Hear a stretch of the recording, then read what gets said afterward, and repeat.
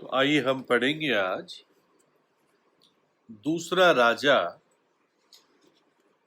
उसका चौथा अध्याय उसकी 42 से लेके 44 आयत। Second Kings chapter 4 versus 42 to 44। And there came a man from Baal Shalisha and brought the man of God bread of the first fruit, 20 loaves of barley, and full ears of grain in its husk. And he said, Give unto the people that they may eat. और हिंदी में मैं तीनों पढ़ दूंगा। और कोई मनुष्य बाल शलीशा से पहले उपजे हुए जौ की 20 रोटियां और अपनी बोरी में हरी बाले परमेश्वर के भक्त के पास ले आया। तो एलीशा ने कहा, उन लोगों को खाने के लिए दे।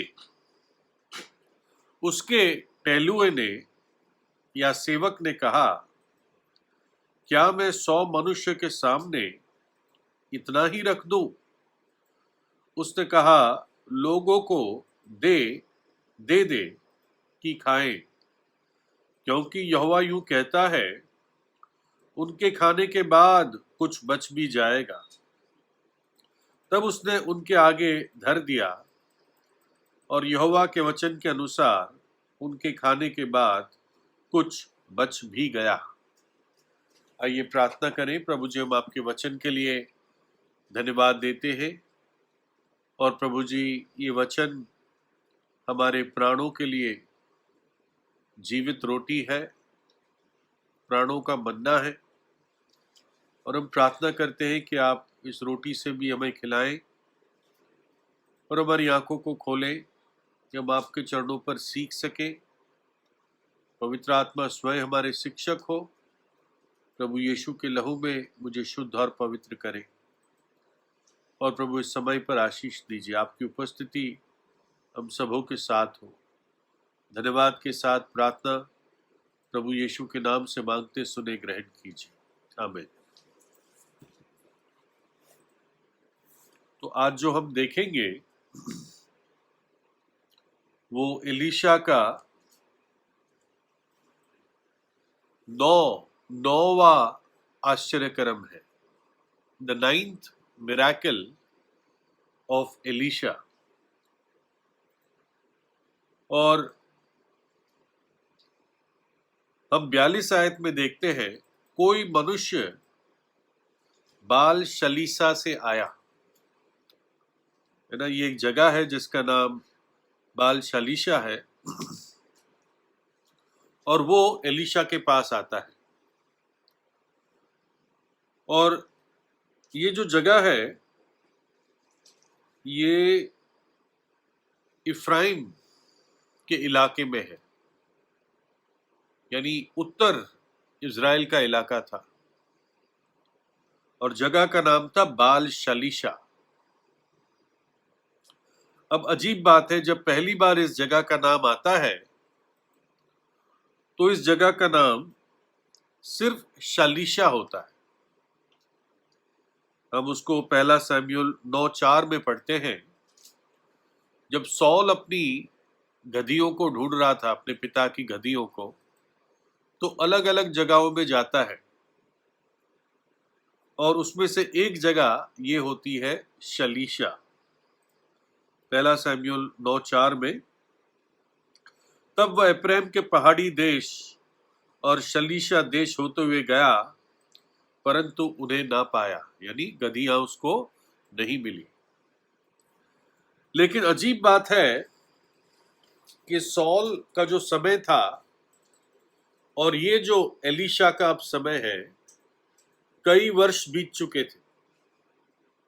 है ना, आपको मालूम है, सौल के बाद दाऊद आया, दाऊद के बाद सुलेमान आया, सुलेमान के बाद रेहोबोम आया, रेहोबोम की फिर गलती से इज़राइल 2 भाग में हो गया, उत्तर और दक्षिण। फिर कुछ राजाएं आए, फिर एलिया का समय आया और उसके बाद अब एलीशा का समय आया। भविष्यद्वक्ताओं की जब बात करते हैं तो कई वर्ष बीत चुके थे, है ना। मुझे पता नहीं 100, 150 वर्ष, 200 वर्ष, मुझे इतना अंदाज नहीं है। लेकिन जो पहले शालीशा था अब क्या हो गया? बाल शालीशा। बाल का नाम उस शालीशा के साथ जुड़ गया। और हम जानते हैं बाल एक देवता था और सूर्य देवता था, और उसका नाम शालीशा के साथ जुड़ गया। हम देखते हैं कैसी गिरावट आई, तेजी से गिरावट आई। और जब प्रकाशित वाक्य में देखते हैं तो शुरुआत में कैसी कलीसिया देखते हैं, एफेसस जैसी। प्रभु उसकी तारीफ करता है कि तेरे कार्य, तेरा विश्वास, तेरी धीरज सब सराहने योग्य है। लेकिन जैसे जैसे समय बीतता है तो आखिर में कलीसिया कैसी पाई जाती है? लाउदिकिया की। उसके लिए प्रभु क्या कहता है? तू ना ठंडा है ना गर्म है, मैं तुझे उगलने पे हूं। ना तेरे पास वस्त्र है ना तेरी आंखें खुली है। तू अपने आप को धनी समझता है और सोचता है तुझे किसी चीज की आवश्यकता नहीं है, परंतु दरिद्र और अभागा और नंगा और अंधा है। तो हम देखते हैं कि जब लोग प्रभु के साथ चलते नहीं हैं, प्रभु की आज्ञाओं को और व्यवस्था को, विधियों को, प्रभु के नियमों को सही प्राथमिकता नहीं देते, तो शालीशा बन जाता है बाल शालीशा और एफेसस बन जाता है लाउदिकिया। ऐसी परिस्थिति आ जाती है। और ये जो समय था जब ये घटना होती है, इस समय बहुत ही भक्तिहीनता इज़राइल में आ गई थी, विशेषकर उत्तर इज़राइल में जहां पर अभी एलीशा था। और अगर आपको याद हो, जब सुलेमान के बाद रेहोबोम राजा बना तो रेहोबोम के विरुद्ध जेरोबोम नाम का एक व्यक्ति जो सुलेमान का सेवक था वो खड़ा हुआ, और प्रभु ने एक प्रकार से ताड़ना के रूप में जो सुलेमान के घराने पर वो लाया, यरोबोम को, जेरोबोम को या यरोबोम को 10 गोत्र दे दिए, और यरोबोम 10 गोत्रों का राजा बन गया उत्तर इज़राइल में। और रेहोबोम जो सुलेमान का बेटा था वो 2 गोत्रों का राजा बना, यहूदा और बिन्यामीन, और उसको यहूदा का राज्य कहा जाता था। और ये दक्षिण में था, और यरूशलेम भी दक्षिण में था, यानी मंदिर भी दक्षिण में था। अब जो यरोबोम था, जो उत्तर इज़राइल का राजा था, उसको प्रभु ने खुद कहा था मैं तुझे 10 गोत्र पर राजा बनाऊंगा और तू मेरी आज्ञाओं में चला करना। लेकिन देखिए इसके मन में कैसा विचार आता है। पहला राजा 12 अध्याय 27 से 31। यदि प्रजा के लोग यरूशलेम में बलि करने को जाएं, तो उनका मन अपने स्वामी यहूदा के राजा रेहोबोम की ओर फिर जाएगा, और वे मुझे घात करके यहूदा के राजा रेहोबोम के हो जाएंगे। तो राजा ने सम्मति लेकर सोने के 2 बछड़े बनाए और लोगों से कहा, यरूशलेम को जाना तुम्हारी शक्ति से बाहर है, इसलिए हे इज़राइल अपने देवताओं को देखो, जो तुम्हें मिस्र देश से निकाल लाए हैं। तो उसने एक बछड़े को बेतेल और दूसरे को दान में स्थापित किया, और ये बात पाप का कारण हुई, क्योंकि लोग उस एक के सामने दंडवत करने को दान तक जाने लगे। और उसने ऊंचे स्थानों के भवन बनाए और सब प्रकार के लोगों में से जो लेवी ना थे याजक ठहराए। यानी क्या किया यरोबाम ने? उसने सोचा, अरे अगर लोग यरूशलेम जाया करेंगे हर वर्ष 3 बार यहोवा का पर्व मनाने के लिए, तो इन लोगों का दिल मुझसे हटकर वहां के राजा रेहोबोम के प्रति जुड़ जाएगा। तो मैं एक तरकीब करता हूं। उसने क्या किया? 2 सोने के बछड़े बनाए और 2 अलग अलग जगहों पर लगा दिए लोगों की सहूलियत के लिए। और लोगों का, अरे देखो यही तुम्हारा देवता है जो तुम्हें मिस्र से निकाल के ले आया। तो यरूशलेम जाने की जरूरत नहीं है ना? तुम्हारे लिए बहुत मुश्किल है, कठिन है। तुम लोग इन्हीं सोने के बछड़ों की उपासना किया करो। यह उसने तरकीब चली, और कितनी भयंकर तरकीब उसने चली। उसने सोचा नहीं कि जीवित परमेश्वर यहोवा को त्याग कर लोगों को ये बता दे कि ये है तुम्हारे देवता। है ना? कितनी अजीब बात है। और लोग मानने लगे इस बात को। 10 गोत्र थे, कह सकते हैं 80% के लोग उत्तर में थे, 20% ही नीचे के इज़राइल में थे, दक्षिण में। और लोग मानने लगे, और बाइबल कहती ये बात पाप का कारण हुई। और कई पीढ़ियों तक ये यरोबोम का पाप बना रहा। लोग इस सोने के बछड़ों को पूजा करते रहे और प्रभु से दूर रहे। मैं सोचता हूं ऐसे ही दुनिया में भी जीवित परमेश्वर की उपासना लोगों ने छोड़ दी। और कुछ पीढ़ियों के बाद जब हम उत्पत्ति 10 के आसपास पहुंचते हैं, तो जो निम्रोद था उसने जो अपना बाबुल का धर्म बनाया, उसने लोगों को यही कहा, यही तो ईश्वर है। और तब हर प्रकार की मूर्ति पूजा दुनिया में घुस गई। है ना? हम रोमियो की पुस्तक में पढ़ते हैं। अगर मैं निकालूं रोमियो 1 अध्याय और लिखा है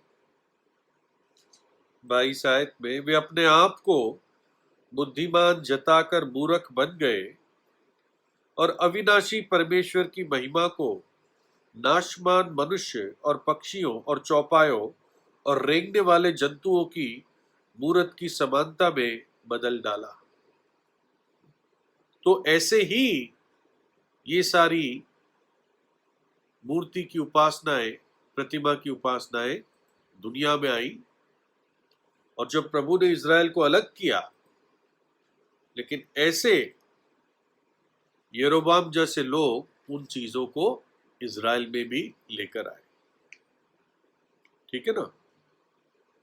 अब जो ऐसा नहीं था कि उत्तर के इज़राइल में लोग प्रभु से प्यार नहीं करते थे, ऐसे थोड़े लोग थे, हमेशा होते हैं। प्रभु अपने आप को बिना गवाह के नहीं रखता। एलिया के टाइम में भी जब एलिया सोचता था मैं अकेला हूं, प्रभु ने 7,000 लोगों को संभाल के रखा था जिन्होंने बाल को छूमा नहीं था, उसके सामने घुटने नहीं टेके थे। अब जो प्रभु से प्यार करते हैं वो हमेशा प्रभु के लिए कुछ करना चाहते हैं। है ना? प्रभु की आज्ञा मानना चाहते हैं।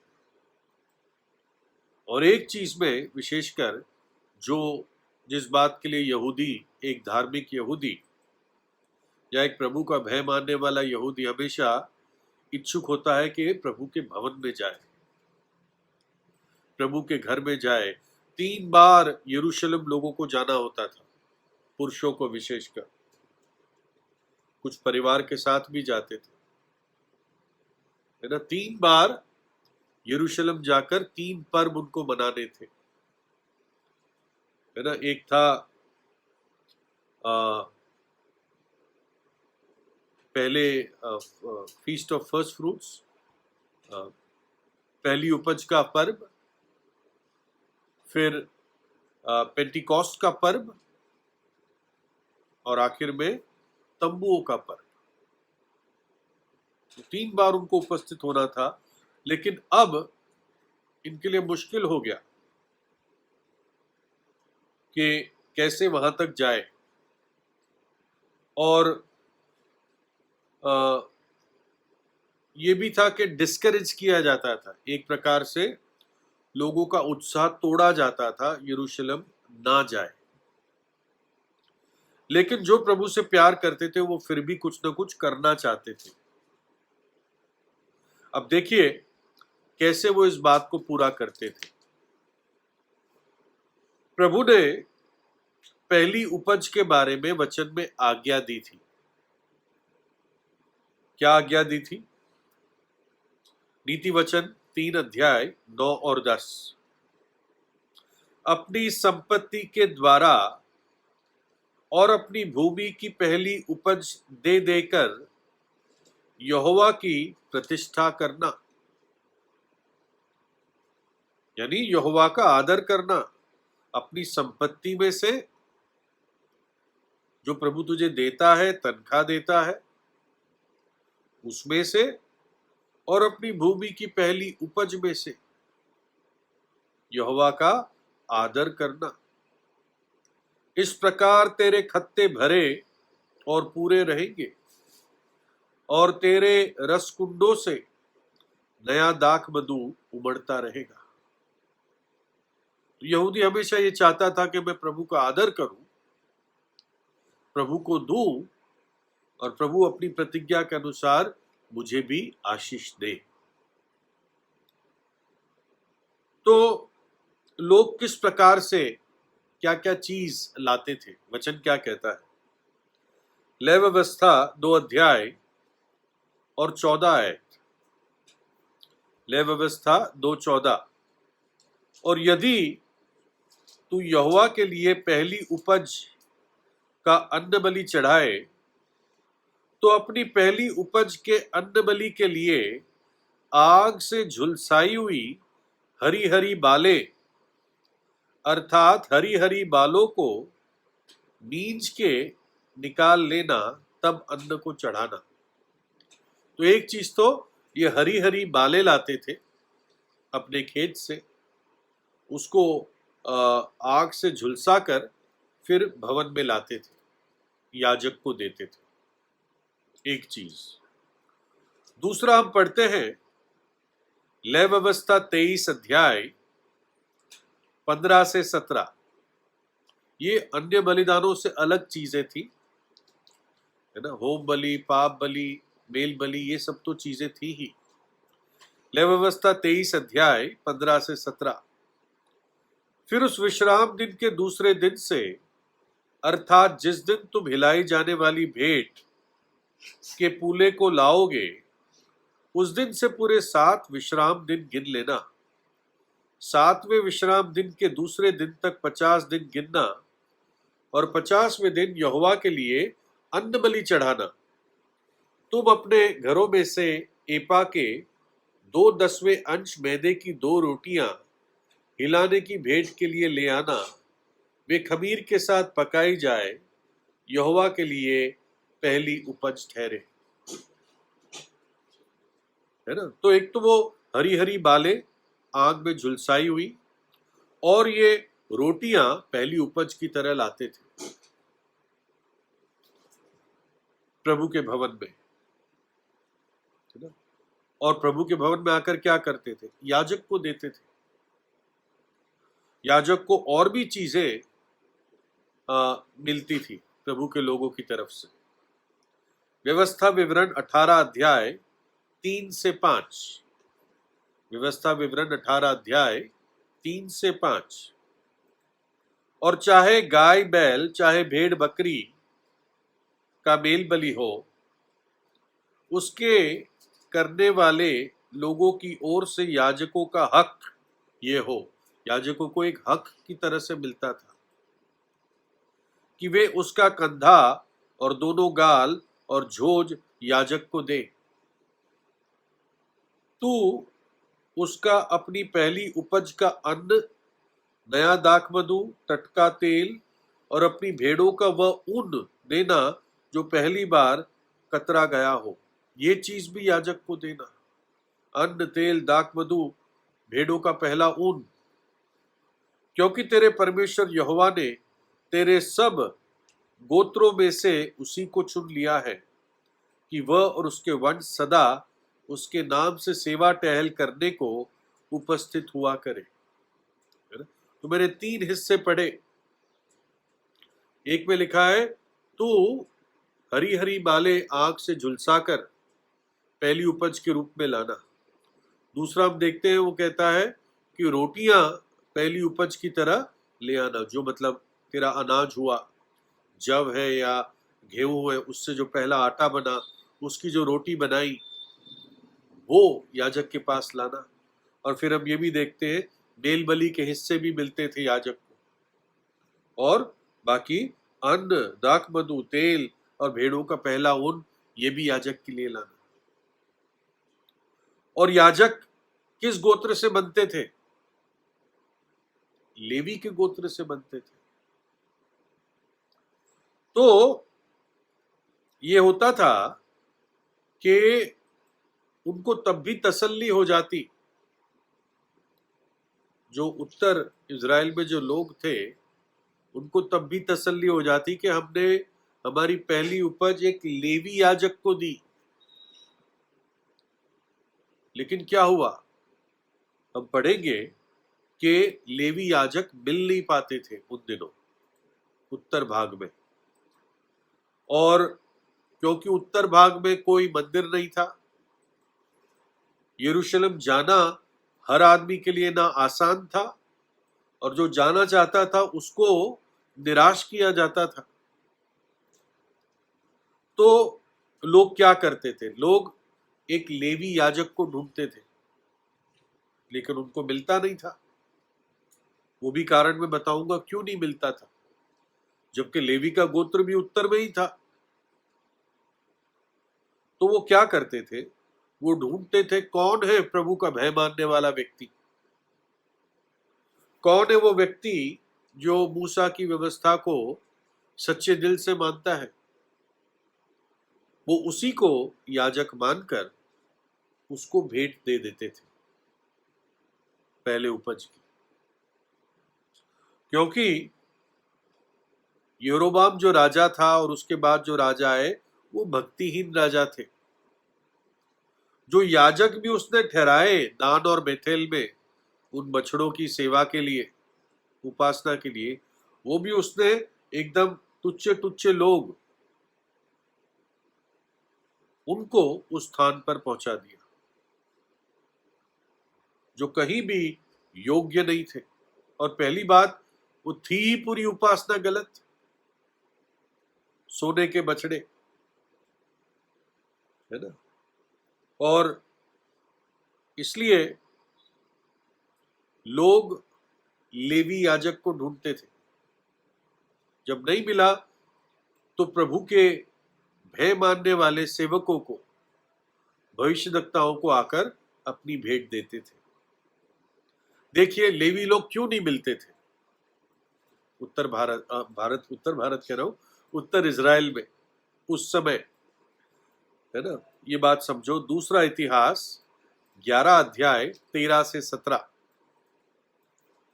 दूसरा इतिहास 11 अध्याय 13 से 17।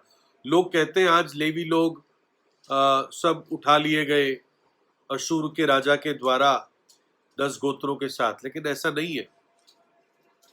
जो लेवी उत्तर में थे वो माइग्रेट कर चुके दक्षिण की तरफ, और वो लोग यहूदा के राज्य में रहने लगे। पढ़ो दूसरा इतिहास 11 अध्याय 13 से 17। और सारे इज़राइल के याजक और लेवी भी अपने सब देश से उठकर उसके पास गए। उसके पास यानी रेहोबोम के पास, यहूदा के राजा रेहोबोम के पास, दक्षिण के राजा के पास। और लेवी अपनी चराइयों और निज भूमि छोड़कर यहूदा और यरूशलेम में आए।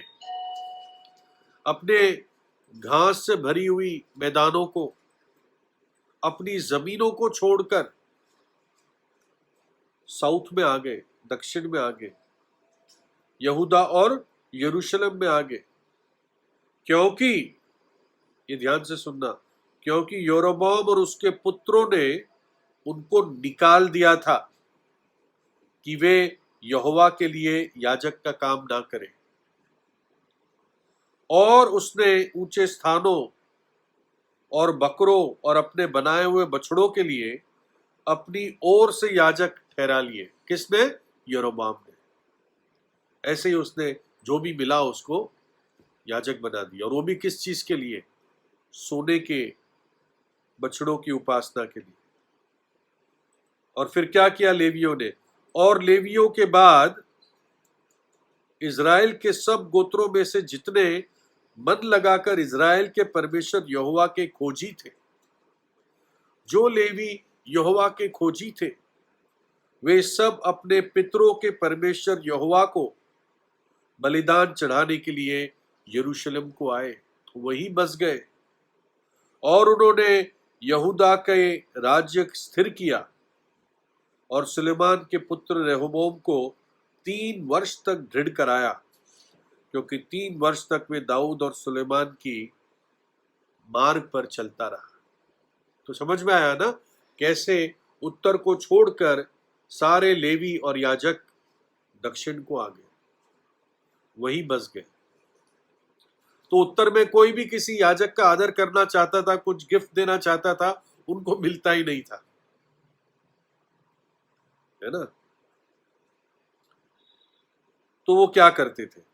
वो देखते थे कौन है परमेश्वर का दास, वो भी कम थे,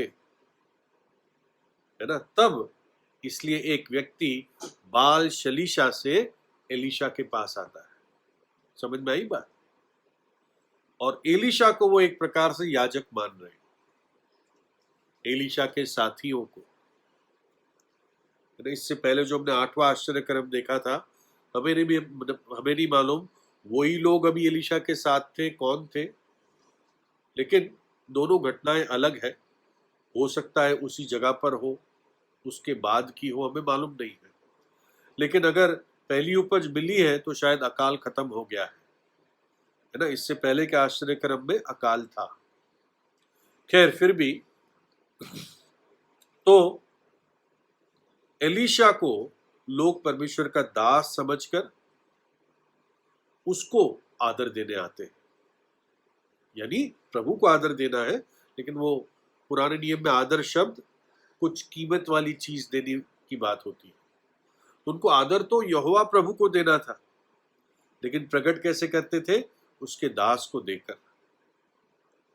जैसे प्रभु यीशु ने कहा मत्ती 25 में 40 में, तब राजा उन्हें उत्तर देगा, मैं तुमसे सच सच कहता हूं कि तुमने जो मेरे इन छोटे से छोटे भाइयों में से किसी एक के साथ किया, वो मेरे ही साथ किया। प्रभु यीशु ने कहा, तुमने किसी मेरे जन के लिए कुछ किया, वो तुमने मेरे लिए किया। तो वैसे ही विश्वास से लोग एलीशा और एलीशा जैसे अच्छे सेवकों के पास अपनी पहली उपज लाते थे।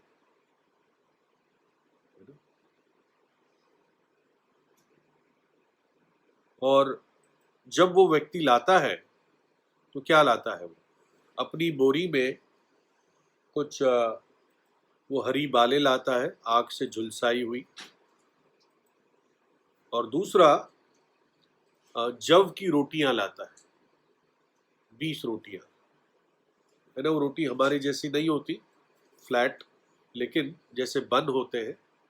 लेकिन ये माना जा रहा है, ऐसे मैंने पढ़ा है कुछ कमेंटेड के, ये छोटी रोटियां, छोटे बंस इस तरह से थे, क्योंकि एक प्रकार से वो भेंट के रूप में था। वो पूरा खेत थोड़ी ला रहा है, उसकी पहली उपज ला रहा है।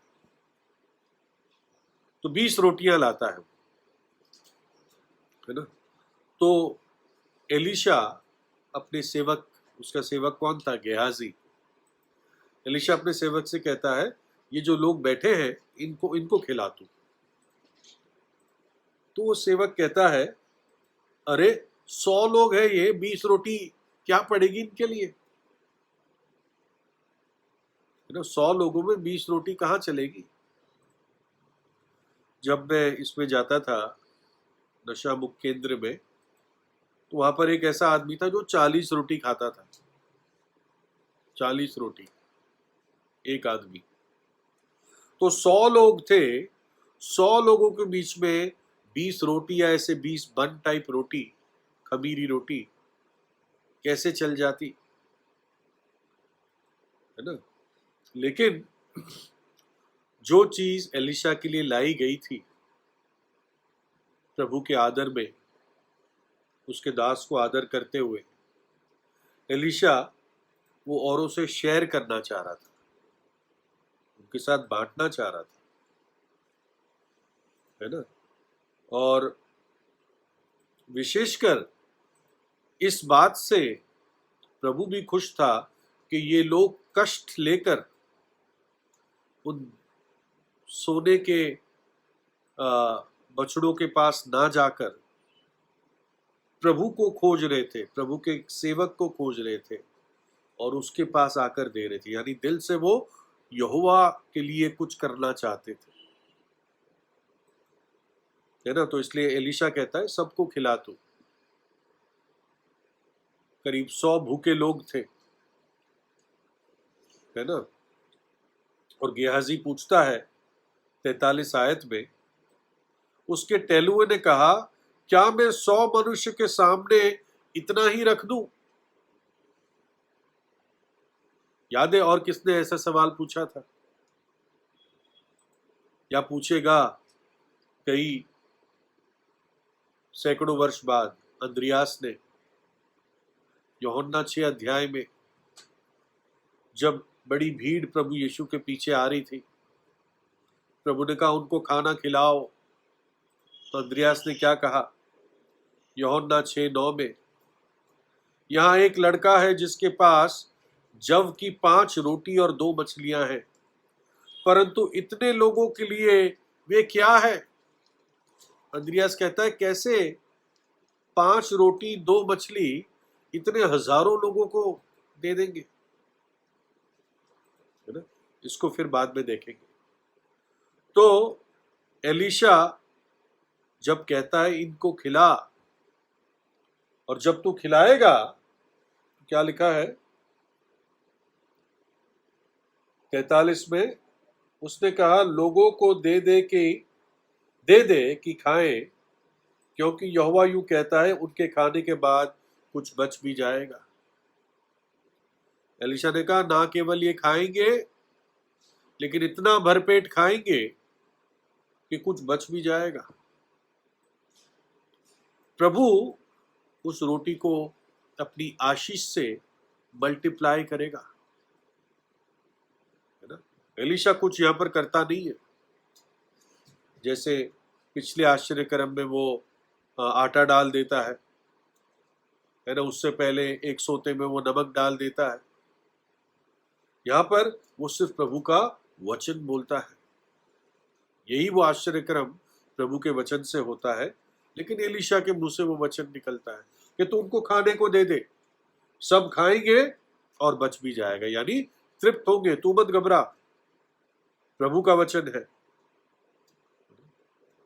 और प्रभु ने जो कहा वो असंभव चीज करके दिखाई। फिर हम जानते हैं 2 घटनाएं हैं नए नियम में, जब प्रभु यीशु हजारों की भीड़ को रोटी खिलाता है। रोटी और मछली, है ना। पहली जो घटना है वो मत्ती 14 में है, 14 से 21, है ना। मैं जल्दी से पढ़ देता हूँ, वैसे सबको मालूम है, मैं कुछ ही वर्सेस पढ़ूंगा।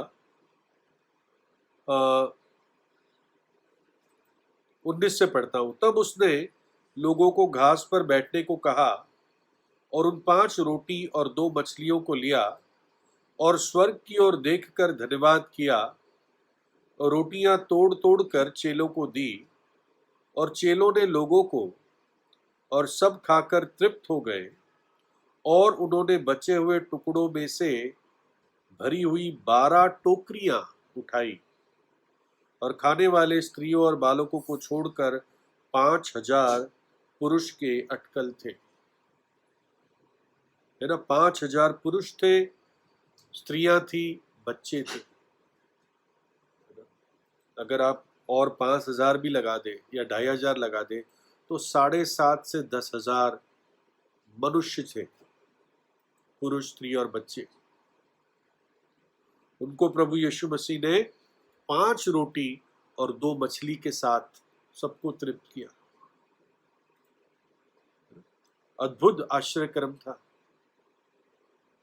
इतना बढ़कर था। और कितनी टोकरियां बच गई? 12 टोकरियां।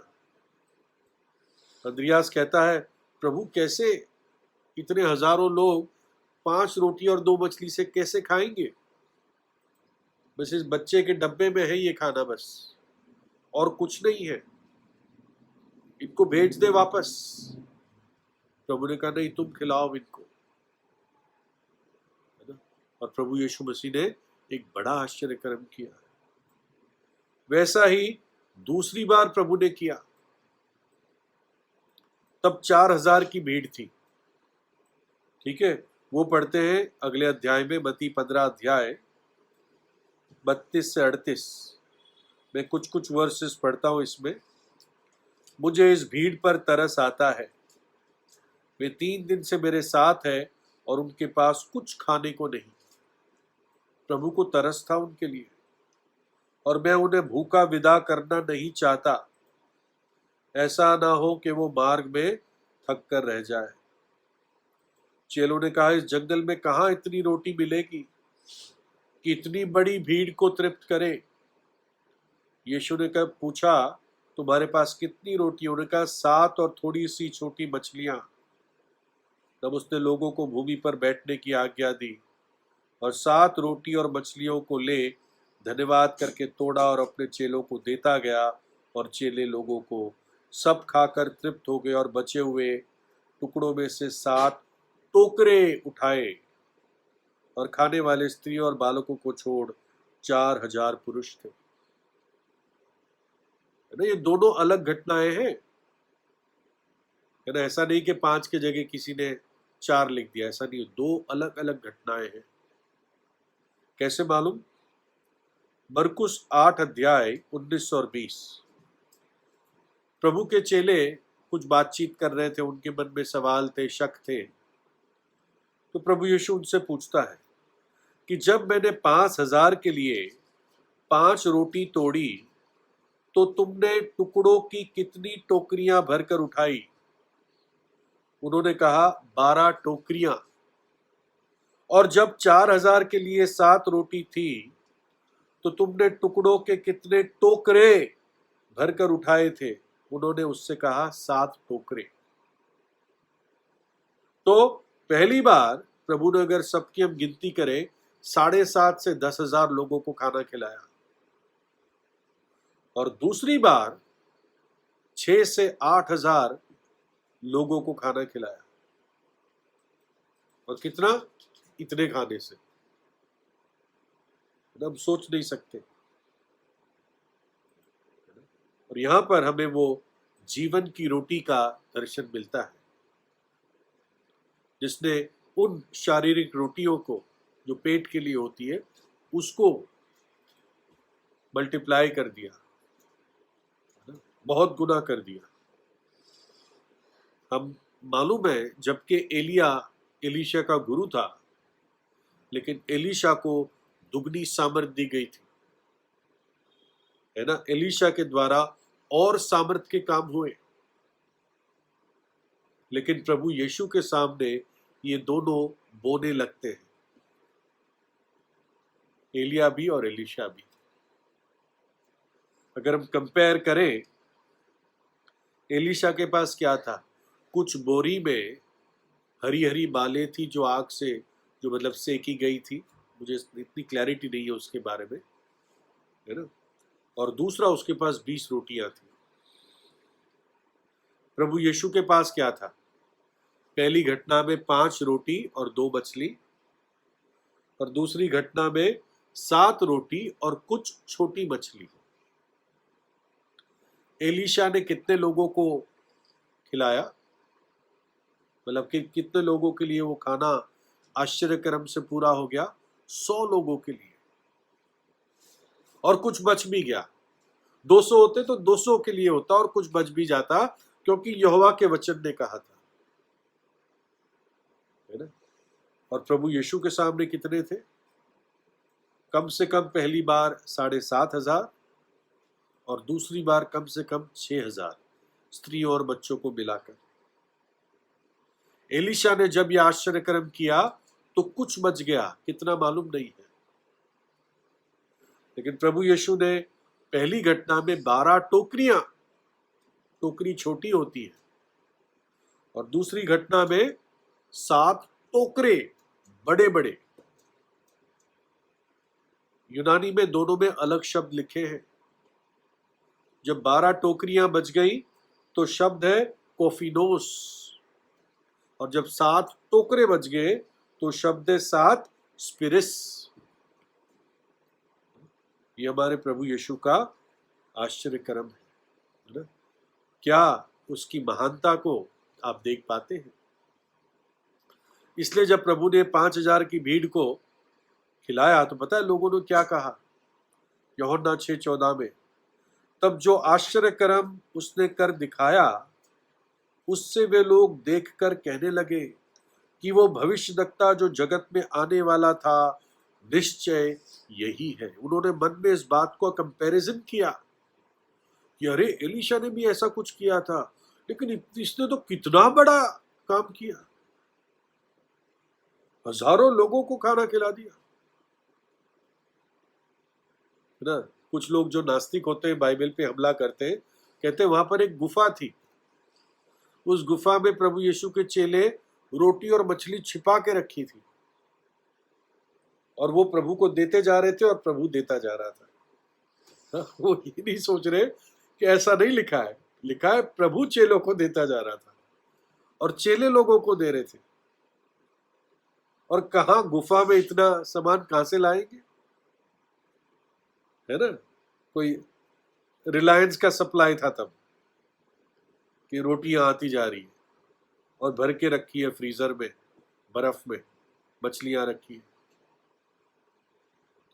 तो ये बेवकूफी है जो लोग कहते हैं। ये वास्तव में प्रभु यीशु का आश्चर्यक्रम था। मूसा ने भविष्यवाणी की थी कि एक भविष्यद्वक्ता उठेगा, तुम उसकी सुनना। इसलिए लोग सवाल पूछ रहे थे, क्या यही वो भविष्यद्वक्ता है? वास्तव में वही था। जब प्रभु ने इन 5,000 को खिलाया तो प्रभु उस भूमिका से एक बहुत बड़ा सत्य लोगों को बताना चाह रहा था कि ये जो रोटी तुम खा रहे हो, या तुम्हारे पूर्वजों ने मन्ना की रोटी खाई, ये खाकर तो मनुष्य मर जाता है, लेकिन वो जीवन की रोटी जो स्वर्ग से उतरी, जो मैं हूं, जो प्रभु यीशु है, उसको जो भी खाएगा वो कभी मृत्यु को ना देखेगा। यूहन्ना 6:35, यीशु ने उनसे कहा, जीवन की रोटी मैं हूं, जो मेरे पास आएगा वो कभी भूखा ना होगा, और जो मुझ पर विश्वास करेगा वो कभी प्यासा ना होगा। ये उद्धार का संदेश प्रभु उनको देना चाहता था कि मेरे मांस और मेरे लहू के दिए जाने के द्वारा क्रूस के ऊपर जो विश्वास करेगा वो कभी ना मरेगा, वो अनंत जीवन पाएगा, वो उद्धार पाएगा। एलीशा ने कोई वचन नहीं दिया जब ये आश्चर्य कर्म किया, लेकिन उसने इस बात को साबित किया कि परमेश्वर विश्वास योग्य है, वो हमारी जरूरतों को पूरा करता है और उसके बाद बच भी जाता है। लेकिन आज हमारे पास फ्रिज है, बड़े बड़े सुपरमार्केट होते हैं, जैसे अमेरिका में सेफवे है, यहाँ पे बिग बाजार है और वी मार्ट है और क्या है, इजी डे है। उस समय ये सब नहीं था, है ना। हर आदमी को ज्यादातर जो रोज खाना बनता था वो उसी दिन खत्म करना होता था, अगले दिन खराब हो जाता था, विशेषकर गर्मियों के दिनों में। विंटर्स में, सर्दियों में शायद सिचुएशन फर्क हो, और ये सर्दी का समय था नहीं, लोग सब बाहर आ रखे थे,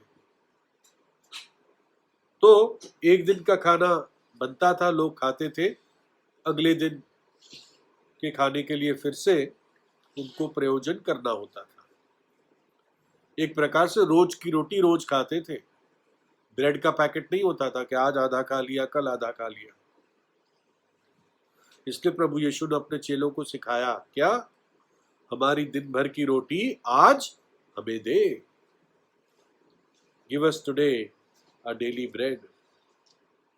दाऊद कई वर्षों तक भागा भागा फिरा, सौल उसकी जान का प्यासा था, लेकिन दाऊद क्या कहता है भजन 37:25 में, मैं लड़कपन से लेकर बुढ़ापे तक देखता आया हूं, परंतु ना तो कभी धर्मी को त्याग हुआ, धर्मी कभी भी त्यागा नहीं गया, और ना उसके बच्चों को टुकड़े मांगते देखा है ना। धर्मी जन के बच्चे रोटी के टुकड़े मांगते हुए दाऊद कहता है मैंने कभी नहीं देखा, लड़कपन से बुढ़ापे तक। तो वो क्या कह रहा है? वो कह रहा था परमेश्वर विश्वास योग्य है, यहोवा प्रभु विश्वास योग्य है, अपने अनुग्रह के धन से हमारी हर एक जरूरत को पूरा करता है। जो एलीशा के पास आया वो अपने लिए रख सकता था, लेकिन उसने सबके साथ बांटा, है ना, शेयर किया। ये भी नहीं कहा मुझे 5 दे दे बाकी सबको दे दे, उसने कहा जो आया है सबको खिला, है ना। नीति वचन 11, बस मैं खत्म कर रहा हूं, नीति वचन 11, 24 और 25, ऐसा है जो छितरा देते हैं, यानी बिखरा देते हैं, तो भी उनकी बढ़ती ही होती है, और ऐसा भी है जो यथार्थ से कम देते हैं और इससे उनकी घटती ही होती है। उदार प्राणी हुष्ट पुष्ट हो जाता है, और जो औरों की खेती सींचता है उसकी भी सींची जाएगी, है ना। एक प्रकार से जिस नाप से नापोगे उसी नाप से नापे जाओगे। परमेश्वर ने अपनी कलीसिया को प्रतिज्ञा दी है कि प्रभु उसकी, जो प्रभु ने उसको दिया है उस पर आशीष देगा, और उसके दरिद्र को रोटी के साथ तृप्त करेगा। भजन 132:15, मैं इसमें की भोजन वस्तुओं पर अति आशीष दूंगा और उसके दरिद्रों को रोटी से तृप्त करूंगा। जिसको प्रभु खिलाता है उसको प्रभु तृप्त करता है। जब वो आशीष देता है तो बच भी जाता है ना। तो एलीशा ने जो लोगों के सामने ये प्रभु के वचन के द्वारा आश्चर्य कर्म किया, या प्रभु यीशु ने 5,000 पुरुषों और 4,000 पुरुषों को 2 बार अलग अलग उनकी पत्नी और बच्चों के साथ रोटी और मछली से तृप्त किया, हम इस बात को सीखते हैं कि जो भी परमेश्वर पर, प्रभु पर, यहोवा पर इंतजार करते हैं, those who wait upon God, है ना, वो इस बात को निश्चित रूप से आशा रख सकते हैं कि प्रभु अपनी सामर्थ से उनके लिए प्रयोजन करेगा, है ना। यहोवा यिरे है हमारा प्रभु, द लॉर्ड आवर प्रोवाइडर। प्रभु अपने वचन पर आशीष दे। ये एलिशा का 9वां आश्रय क्रम था। अब में से कोई भाई प्रार्थना करें।